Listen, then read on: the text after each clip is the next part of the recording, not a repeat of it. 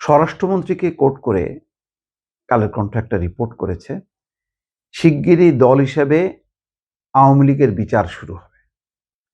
দল হিসাবে, কারণ এখন কার্যক্রম তার নিষিদ্ধ আছে, কিন্তু দলের কোনো নিষেধাজ্ঞা নেই। দল নিষিদ্ধ না, কার্যক্রম নিষিদ্ধ, কর্মকাণ্ড নিষিদ্ধ, তার মানে দল নিষিদ্ধ না। এখন বলছেন যে দল হিসেবে আওয়ামী লীগের বিচার শুরু হবে। দেখি সেই বিচার কেমন হয়। কিন্তু তিনি বলছেন যে বর্তমান কার্যক্রম নিষিদ্ধ, আওয়ামী লীগ দেশে আর কোনো রাজনীতি করতে পারবে না। আওয়ামী লীগের রাজনৈতিক মৃত্যু হয়েছে, তাদের দাফন হয়েছে দিল্লিতে। তারা আর বাংলাদেশে রাজনীতি করতে পারবে না। শিগগিরই দল হিসেবে আওয়ামী লীগের বিচার শুরু হবে। শনিবার দুপুরে বাংলাদেশ চীন মৈত্রী সম্মেলন কেন্দ্রে জুলাই জাতীয় সম্মেলনে তিনি এই কথা বলেন।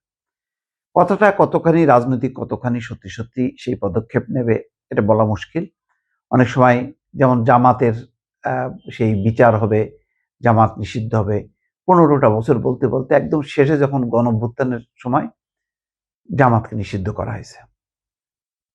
এখানে আওয়ামী লীগকে নিষিদ্ধ করা হয়নি, আওয়ামী লীগের কার্যক্রম অর্থাৎ কোনো কর্মকাণ্ড করতে পারবে না, কিন্তু দলের বৈধতা আছে।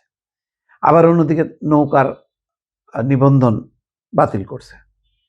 তো যাই হোক, পরিস্থিতি খুবই কঠিন, কিন্তু প্রশ্ন একটা আসে যে আওয়ামী লীগ যদি একেবারে দল হিসেবেও নিষিদ্ধ করে, অথবা তার কার্যক্রম যদি বাংলাদেশে না হয়, সে যদি রাজনীতি করতে না পারে, লাভ কার?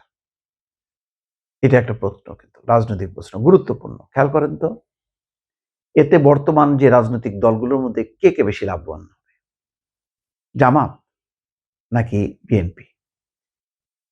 জামাত, অনেকে মনে করেন জামাত সবচেয়ে বেশি লাভবান হবে, কারণ যতক্ষণ আওয়ামী লীগ বাইরে থাকবে ততক্ষণ পর্যন্ত জামাত বাংলাদেশের এই তাদের 6% 7% ভোট, সেটা তারা 30-32-এ নিতে পেরেছে শুধুমাত্র আওয়ামী লীগ না থাকার কারণে। এটা একটা তাদের বড় অর্জন। বড় অর্জন, তারা সংসদে প্রধান বিরোধী দল। আগে যেখানে তৃতীয় অবস্থানে থাকতো অথবা বিএনপির সহযোগী হিসেবে থাকতো, এখন তারা এককভাবে তারা আত্মপ্রকাশ করেছে। তারপরে যেহেতু জামাতের প্রথম সারির 11 জনকে যুদ্ধাপরাধের দণ্ডে দণ্ডিত করেছে, ফলে সবচেয়ে বেশি ক্ষতিগ্রস্ত হিসেবে ধরা হয় জামাতকে, যে শীর্ষ নেতাদের সবাইকে বিচারিক একটা হত্যাকাণ্ডের শিকার হইতে হয়েছে।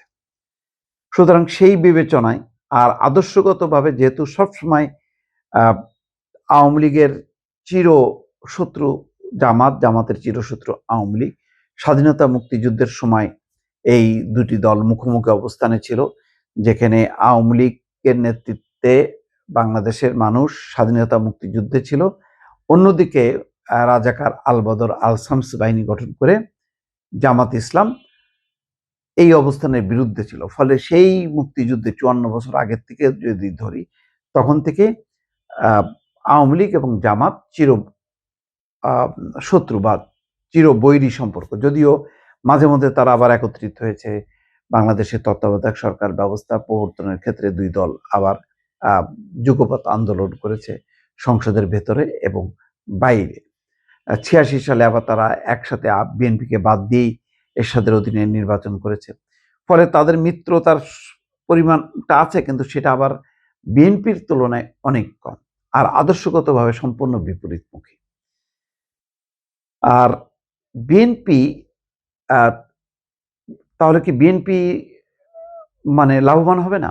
বিএনপিও লাভবান হবে, কারণ বাংলাদেশে আওয়ামী লীগ বিএনপি এই রাজনীতি চলেছে। আবার যদি আওয়ামী লীগের পুনর্বাসন ঘটে বাংলাদেশে, তাহলে বিএনপি সরাসরি আওয়ামী লীগের দ্বারা চ্যালেঞ্জড হবে, এবং বিএনপি আওয়ামী লীগের জাতীয় এবং আন্তর্জাতিক ভিত শক্ত।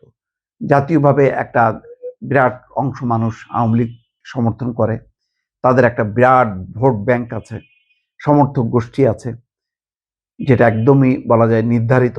অন্যদিকে আন্তর্জাতিক মিত্র হিসেবে একদম প্রতিবেশী ভারত তার প্রধান মিত্র, আন্তর্জাতিক পর্যায়েও কোনো কোনো দেশ তার মিত্র আছে। ফলে এই দুই চাপ থেকে মুক্ত থাকতে পারবে যদি আওয়ামী লীগ নিষিদ্ধ থাকে। তাহলে বিএনপি কি নির্ভার? অনেকে মনে করেন, কেউ মনে করেন নির্ভার, আবার কেউ মনে করেন যে না, বিএনপিও সংকটে পড়তে পারে। কিন্তু আপাতত বিএনপি মানে আওয়ামী লীগের মুখোমুখি না হওয়াতে সমস্ত গণতান্ত্রিক শক্তি, ফোর্স বিএনপির পেছনে যুক্ত হয়েছে। এই নির্বাচনে সংখ্যালঘুরা ভোট দিয়েছে, আওয়ামী লীগের সমর্থকরা ভোট দিয়েছে, প্রগতিশীল গণতান্ত্রিক যে শক্তি, ছোট ছোট অসংখ্য দল, তাদের সমর্থকরাও বা সদস্যরাও বিএনপিকে ভোট দিয়েছে। ফলে একক একটা গণতান্ত্রিক শক্তি হিসাবে তারা সামনে থাকছে। কিন্তু